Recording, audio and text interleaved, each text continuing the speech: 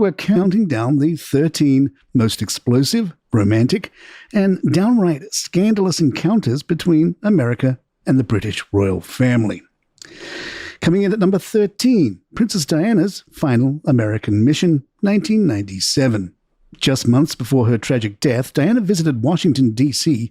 to support the American Red Cross's anti-landmine initiative.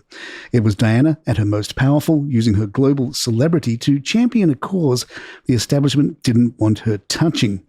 Diana met First Lady Hillary Rodham Clinton in the White House on June 18, 1997, and the photos tell the whole story. Two strong women, one royal, one political, united in their mission to change the world.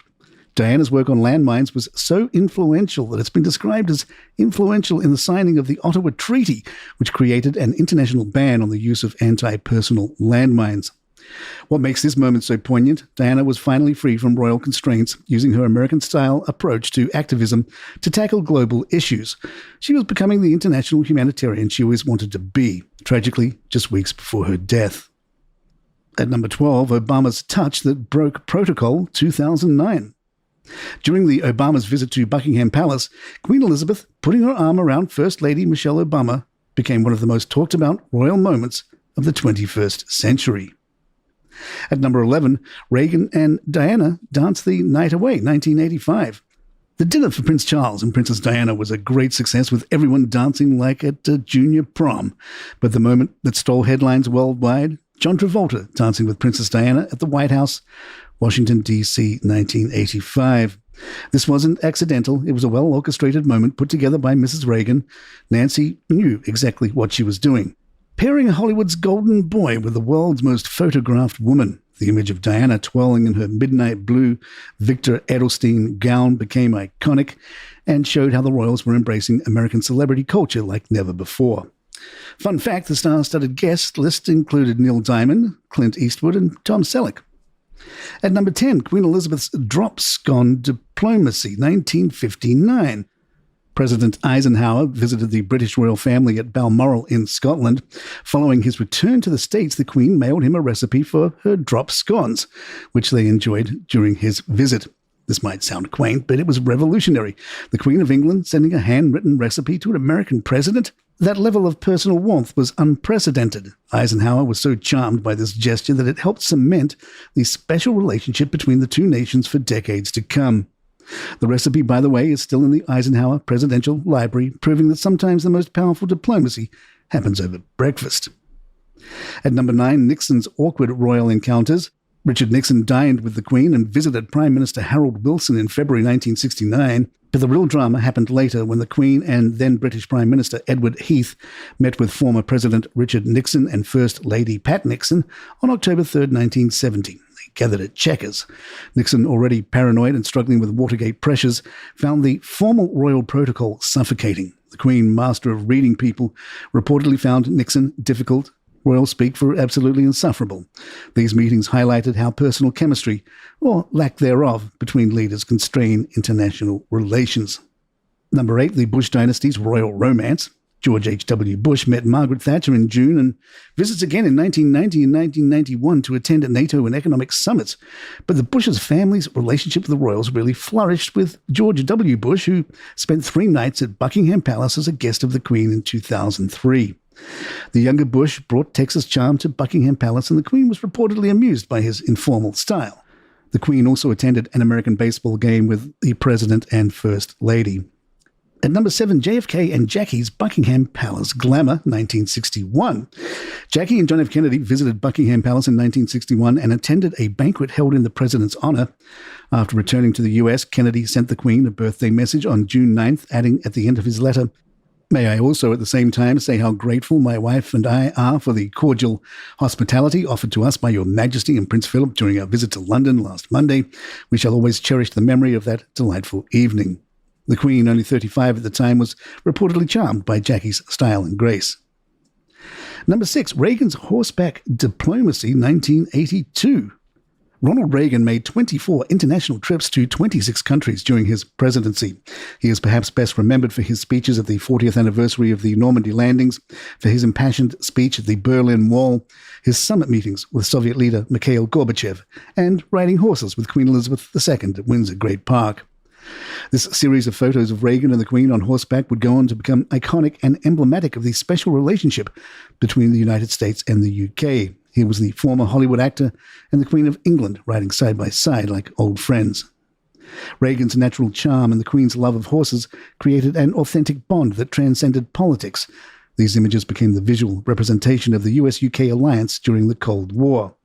At number 5, FDR's Revolutionary Royal Invitation, 1939. When Franklin Roosevelt invited Great Britain's King George VI for a visit to the United States, the significance of the invitation did not go unnoticed. No reigning British monarch had ever set foot on American soil, not even in colonial times. This June 1939 visit was a diplomatic masterstroke. When Great Britain declared war on Germany 3 months later, Americans, due in no small part to the King and Queen's visit, sympathized with the UK's plight. Britons were no longer strangers or the evil colonial rulers from the past, but familiar friends and relatives with whom Americans could identify. The informal picnic at Hyde Park, where the King and Queen ate hot dogs, humanized the royals for Americans and helped lay the groundwork for the alliance that would win World War II. Number 4, the Wallis Simpson scandal that changed everything, 1936. This is a scandal that literally changed the course of British history forever.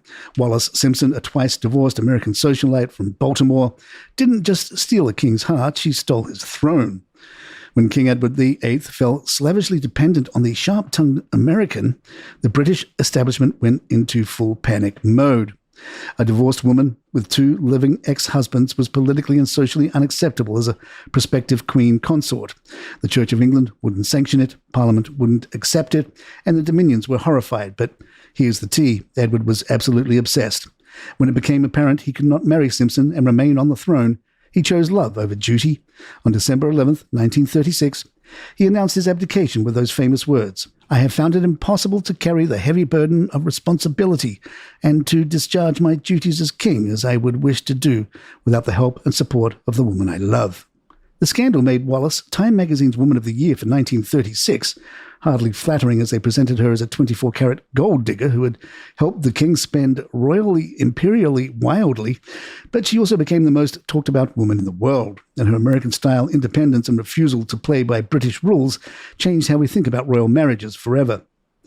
The ultimate irony, this American woman's love affair gave us Queen Elizabeth II because Edward's abdication put his shy brother, George VI, on the throne, making Elizabeth the heir 20 years early. Elizabeth would have become queen in 1972 when Edward died childless. When we come back, it's the top 3, and odds are you can guess at least one of them.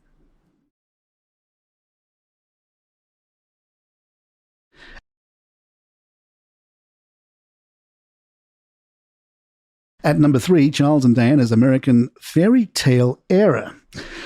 The Reagan White House dinner marked the moment when Charles and Diana became global superstars. Diana's wedding to Charles in 1981 was watched by an estimated 17 million people in the US. It was the beginning of her 16 years as the most photographed woman in the world. Diana brought an American sensibility to the British monarchy. She was emotional, accessible, and willing to break protocol. She shook off the stuffy, stiff upper lip traditions of the British royal family and embraced a more American approach to public life and celebrity. This was the beginning of the modern celebrity royal era, where American media coverage would make or break royal reputations globally. At number 2, Meghan and Harry's California Exodus 2020. As announced in January 2020, the Duke and Duchess of Sussex stepped back as working members of the royal family. But this wasn't just another royal resignation. This was an American actress bringing American values directly into the heart of the British monarchy. Their decision to relocate to California and pursue financial independence echoed the American dream and American independence. They chose freedom over duty, privacy over protocol, and California over the crown. It's the most American thing any royal has ever done. And at number 1, the Revolutionary War and Declaration of Independence, 1776. The ultimate royal breakup. Nothing tops this for drama, consequences, and sheer audacity. On July 4th, 1776, a group of British colonial subjects essentially sent the world's most powerful monarch a breakup letter that began when, in the course of human events, it becomes necessary for one people to dissolve the political bands which have connected them with another. This was declaring that kings weren't chosen by God, that people had rights that no monarch could take away, and that Americans would govern themselves. Thank you very much. King George III reportedly said he could forgive anything except American independence.